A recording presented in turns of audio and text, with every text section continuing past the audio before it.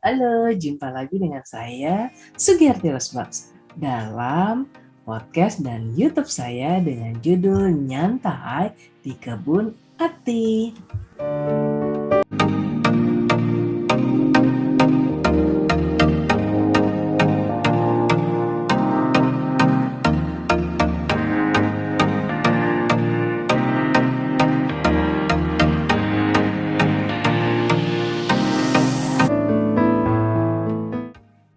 Podcast dan YouTube saya ini berisi sharing dari saya, sharing dari narasumber.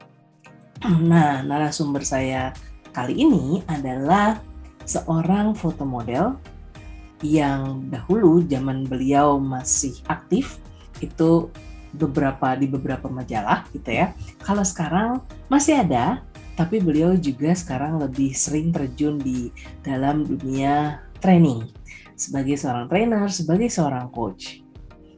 Siapa beliau? Yuk kita saksikan bareng-bareng. So, Malika, thank you udah mau hadir di sesi nyantai di Kebun Ati. Aku juga gak mau kalah, aku punya kebun juga, kebun virtual. Oke. Nah, Malika, kita ngobrol-ngobrol aja, namanya juga nyantai di Kebun Ati. Mau sambil minum, sambil makan, silakan aja. Nah, aku tuh kenal Malika tuh pas tahu gitu Malika, wah ini ternyata mantan foto model, terus juga ibu rumah tangga, tapi juga jadi pendidik. Wow, gue bilang langsung gitu, kayaknya kok menarik banget gitu ya. Aku bilang makanya aku tertarik ngajak Malika ngobrol di sesi nyantai di Kebun Ati. Nah, Mbak, boleh cerita-cerita nih. Kan Malika terjun di dunia foto model udah lama lah ya. Terus Malika pernah cerita sama aku, pernah di korporasi juga, tapi terus nggak lama gitu. Boleh nggak Mbak cerita apa sih yang Malika tuh punya keputusan saat itu gitu ya? Malika nggak memutuskan untuk nggak berkarir di dunia korporasi. Mostly kan orang-orang tuh kayaknya pengen banget kerja di korporasi sampai tingkat tertentu gitu lah. Nah, boleh cerita Mbak, silakan Mbak. Oke, makasih Mbak Ati. Jadi kenapa mau tidak berkorporasi? Jadi mungkin saya cerita dulu ya latar belakang saya. Saya tuh seperti Mbak Ati bilang, saya dulu mantan model. Jadi zaman saya dari mahasiswa saya sudah jadi model. Udah jaga stand. Ingat gak dulu Mbak Ati juga anak stand gak? Anak SPG gak? Gak boleh mama gue. Gak boleh ya. Aduh, saya mah bandel gak boleh juga tetap ya. Iya, nah itu dia. Ya, jadi saya memang dari kuliah tuh sudah istilahnya bisa cari uang sendiri gitu. Bahkan saya bilang sama orang tua saya dulu kuliah di Trisakti, Fakultas Ekonomi, jurusan Manajemen Sumber Daya Manusia. Saya bilang sama mereka gitu, saya mau kuliah di Trisakti, saya bilang gitu. Mereka bilang, aduh jauh banget, itu kan di Grogol, rumah saya di Jakarta Selatan gitu. Saya ngotot ya, pokoknya kayak dulu Trisakti kayaknya keren gitu, jadi saya maunya di situ gitu. Saya sih keterima sebenarnya di universitas negeri, tapi waktu itu saya gara-gara iseng aja, saya pilih jurusan yang paling sedikit peminatnya. Waktu itu saya keterima di jurusan metalurgi UI. Terus saya gini, ini metalurgi ini jurusan ini ngapain ya? Saya juga nggak tahu. Jadi cuma asal iseng-iseng aja gitu, pilihan utamanya apa-apa. Yang ketiga itu ternyata nyangkut di situ. Lalu setelah saya tahu metalurgi ternyata kan pertambangan atau apa ya, saya waduh kayaknya bukan saya banget tuh gitu ya. Jadi akhirnya saya ambil Trisakti gitu. Lalu saya sampai bilang, pokoknya saya maunya di situ. Nanti saya bayar kuliah sendiri ya, sotoy ya, so tahu. Tapi jadinya saya berkewajib karena saya sudah komitmen, saya udah bilang saya mau bayar kuliah sendiri gitu. Jadilah itu LMGA gitu ya, lo mau gua ada gitu segala macam saya kerjain karena saya punya janji terhadap orang tua saya bahwa saya akan support uang kuliah saya sendiri. Walaupun mereka nggak minta, tapi saya udah merasa saya perlu membuktikan sesuatu nih gitu. Makanya saya banyak mengerjakan hal-hal di luar kuliah saya. Walau akhirnya kuliahnya 5 tahun baru selesai. 5 tahun masih oke lah Mbak. Masih oke lah ya. Gitu, jadi saya mulai syuting iklan, jaga stand, lalu jadi MC juga gitu ya. Dan di situ saya sudah mulai mendapatkan penghasilan sendiri gitu.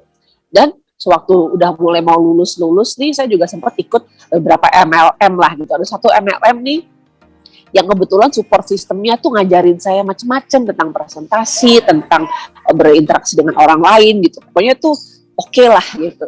Dan di situ saya mikir gitu ya, terus kita bersama teman-teman kan cari lowongan kerja gitu. Terus graduate tahun 95 dibayarnya berapa sih Mbak sebulannya kan? Paling cuma 500.000 ya, itu pun gaji loh, bukannya itu gaji bukannya probation ya, probation malah dulu kita sama sekali gak dibayar kan? Emang betul. Gitu kan? Terus saya ngebayang, aduh, honor saya jaga sehari itu jaga 2 hari deh, honor saya jaga 2 hari sama dengan honor saya sebulan, saya pikir gitu kan? Saya ngapain saya kerja sebulan sih bilang gitu kan? Honor saya syuting sehari itu bisa buat gaji saya selama setahun gitu kan. Saya pikir ngapain saya bekerja gitu. Jadi mulai dari situ. Jadi saya mulai tidak tertarik gitu untuk berkorporasi. Karena saya mungkin dulu nggak visionnya nggak besar ya. Bahwa ya kalau berkarir harus mulai dari bawah. Nanti juga akan meningkat gitu. Yang namanya kita maunya pengen cepet ya. Pengen buat cepat-cepat belanja baju gitu kan, gimana caranya pengen dapat duit gitu ya. Kalau segini kapan aku belanjanya, yang ada buat belanja bayar bus ke kantor udah habis di sebulan gitu kan. Jadi karena itu saya mulai kayak saya nggak berminat gitu ya.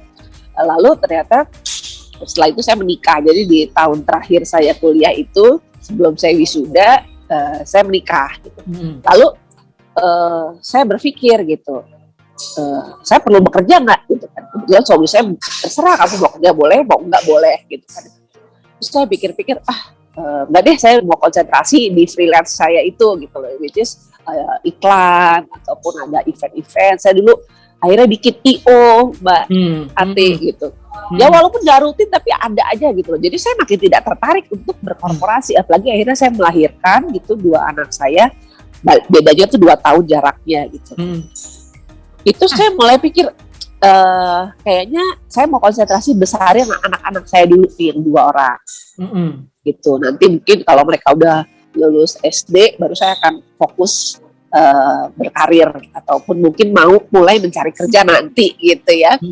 Gitu pikiran saya. Dan along the way selama saya membesarkan anak-anak sampai itu ternyata saya diajakin teman saya, beliau dulu agensi model saya gitu. Mereka membuka sekolah modeling itu sekitar tahun 2000-an deh, 2002 kalau nggak salah.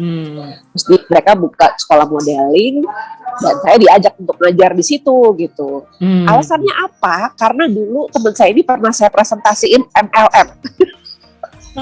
Jadi beda banget ya. Iya. Jadi dia bilang gini, Kak, kamu tuh bisa loh ngajarin banget. Saya MC sih biasa Mbak gitu, tapi ngajar saya belum pernah. Saya bilang, kamu kan kemarin presentasiin saya itu bagus, dia bilang gitu. Kamu pasti bisa gitu. Dan kebetulan di sekolah model gitu memang sudah ada modulnya, sudah ada silabusnya, bahkan ada trainernya gitu. Jadi saya dilatih di situ gitu. Dan disitulah saya mulai belajar mengenai dunia training gitu, bagaimana menyusun silabus, bagaimana menyusun modul, bagaimana mengkondak kelas gitu. Jadi itu diajari di awal kelas, kamu lakukannya ABCD, lalu di dalam kelas nanti tugasnya seperti ini. Nanti setelah kelas, itu semua saya belajar di situ gitu. Di ngajar di sekolah modeling itu. Jadi itu sampai anak-anak umur berapa ya Mas? Ya SD lah saya gitu aja gitu. Jadi ngajarnya juga hanya sekali-sekali gitu, karena kelasnya tuh paling seminggu 2 kali lah saya ngajar. Padahal sebelum saya melahirkan anak-anak, saya sempat juga berkarir di membawa acara televisi.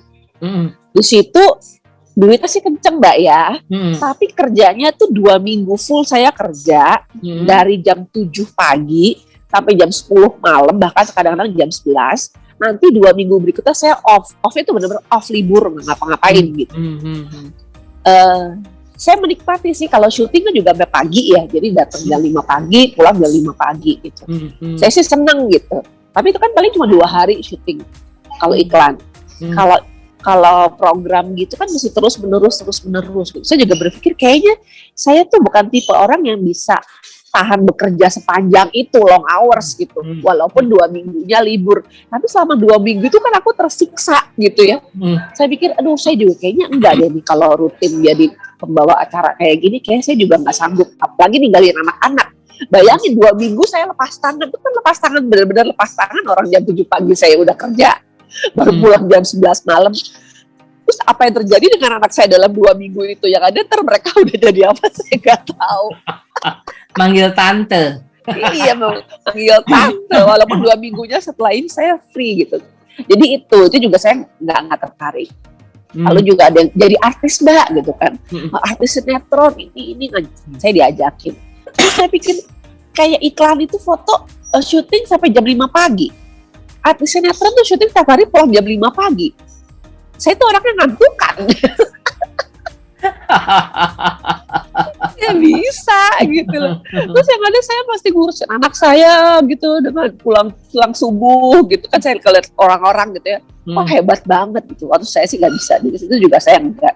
Lalu akhirnya ya itu yang terjadi. Jadi selama itu saya freelancingnya atau mengajar secara paruh waktu di sekolah pemodeling itu sampai anak-anak saya umur udah lulus SD mau masuk SMP, baru tuh saya mulai posting-posting ke Facebook gitu bahwa saya ngajar ini di sekolah modeling atau apa. Mulai deh ketemu teman-teman saya yang dulu gitu ya, yang dulu sama model juga atau pernah IO acara MC, dia nanyain, Mbak Lika sekarang jadi trainer ngajar gitu. Iya, ayo dong bantu kita dong gitu. Ada saya bantu mereka. Jadi sebelum itu anak-anak lulus SD, saya nggak pernah posting-posting tuh kalau saya ngajar. Ya saya nggak pernah cerita kalau saya itu gitu karena saya masih belum siap untuk masuk ke situ gitu, berkarir di situ. Jadi udah anak-anak lulus SD baru saya mulai tebar pesona deh itu cerita-cerita. Karena saya juga mikir karena saya dulu setiap hari antar jemput anak Mbak. Oke. SD itu, jadi saya masih berpikir saya mau mendampingi mereka di masa mereka dari bayi sampai mereka umur udah bisa ini sendiri gitu. Makanya saya nggak tertarik untuk bekerja. Sempet sih kerja seperti tadi Mbak Asti bilang. Jadi tahun 98, 99 itu kan yang masa kerusuhan itu ya, kerusuhan. Saya sempat kerja tuh gitu. Waktu itu pun karena lagi suami itu di kantornya lagi ada apalah gitu. Jadi beliau lagi nggak kerja saat itu gitu. Saya mau kerja nih, nyoba gitu. Jadi di satu production house gitu ya. Saya cuma tahan 3 bulan berarti kerja di production house. Soalnya setiap saya pulang tuh anak saya yang kecil waktu itu masih umur 7 bulan gitu ya. Setiap saya pulang dia ngeliat saya gini, Mama gitu. Kayaknya kangen banget, paling cuma dari pagi sampai sore. Padahal itu pulangnya masih jam 5 sore, belum yang pulang pagi gitu. Karena saya waktu itu di bagian produksi, jadi jadi host tapi bagian produksi juga gitu. Jadi makanya kita berkantornya rutin tiap hari gitu. Saya mikir-mikir, lah baru tinggal sampai jam 5 sore aja udah kayak gini anakku. Terus akhirnya saya bilang, aduh aku berhenti ya kerja, aku bilang tadi gitu. Jadi tadi itu bekerja karena pikir lumayan nih buat nambah keuangan keluarga, ada yang rutin. Aduh enggak deh, aku berhenti kerja aja nih, ngeliat anak-anak kayak gini juga kasihan gitu ya. Dan saya bersama anak-anak saya di masa perkembangan mereka kecil itu, kalau orang anak sekolah Juni-Juli liburan gitu ya, kami itu dari anak-anak kecil biasa liburannya justru di bulan Januari, di bulan Maret gitu. Yang sepi tempat wisata kan sepi gitu ya. Kalau Juni-Juli kan semua tiket naik, hotel-hotel mahal, bener nggak? Betul. Jadi saya sangat menikmati saat-saat itu gitu, di mana saya bisa sepenuhnya berada bersama anak-anak saya. Lalu juga saya tidak terbatas waktu saya kapan mau liburan, kapan saya mau ini kan saya nentuin sendiri gitu. Jadi comfort zone saya terlalu nyaman ya kali Mbak Hati ya. Jadi Sampai jumpa di sesi-sesi berikutnya dari Nyantai di Kebun Ati. Jangan lupa klik tanda subscribe dan tanda lonceng sehingga Anda mengetahui kapan sesi-sesi berikutnya. Sampai jumpa.